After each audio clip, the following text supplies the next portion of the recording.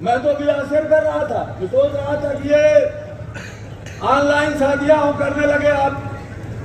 अब 50-60 साल बाद ये ऑनलाइन बच्चे जब पैदा होंगे,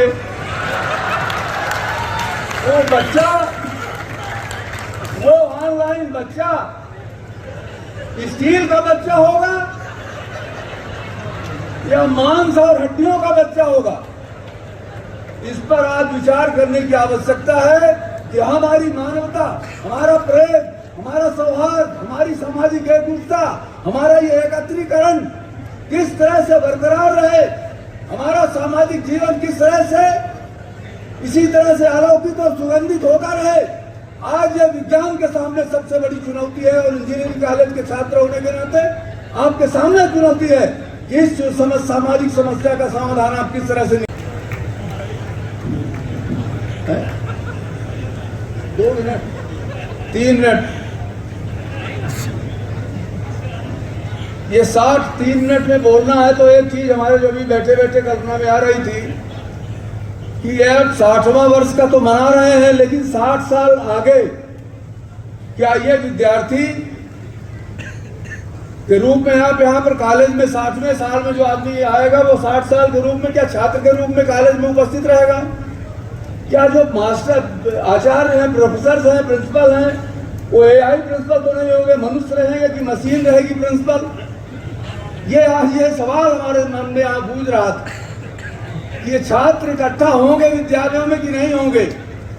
प्राचार्य और मास्टर विद्यालय के मनुष्य रहेंगे कि मशीन रहेगी? आज ये सवाल दुनिया के सामने है, आपके सामने है। और मैं चूंकि यहाँ पर अभी विकासस्य मूलम अभियांत्रिकी आपका लोगो है, मैं इस पर विचार करने के लिए आग्रह करूंगा आपसे कि आप इस पर विचार करें। आपके बनाए हुए हथियार हैं, आपके बनाए हुए औजारों से आज पति और पत्नी एक बिस्तर पर, मैं जानता नहीं, मैंने किसी पति पत्नी के बिस्तर में झांकने का प्रयास नहीं किया, लेकिन लोग कहते हैं कि पति और पत्नी एक बिस्तर में लेटते हैं तो एक का मुंह दक्षिण की ओर होता है, एक का मुंह उत्तर की ओर होता है, अब मोबाइल से मोहब्बत करके उसी में आहें भरते हैं। तो ये आपका बनाया हुआ यंत्र है जिसने पति पत्नी को एक दूसरे के सामने मुंह करने के बजाय एक दूसरे के विपरीत दिशा में मुंह कर दिया।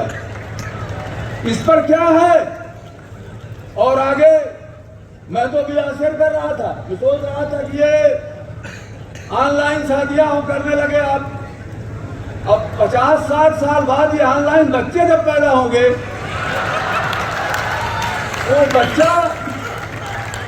वो ऑनलाइन बच्चा स्टील का बच्चा होगा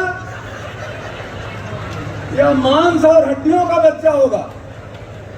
इस पर आज विचार करने की आवश्यकता है कि हमारी मानवता, हमारा प्रेम, हमारा सौहार्द, हमारी सामाजिक एकजुटता, हमारा ये एकत्रीकरण किस तरह से बरकरार रहे, हमारा सामाजिक जीवन किस तरह से इसी तरह से अलौकिक और सुगंधित होकर रहे।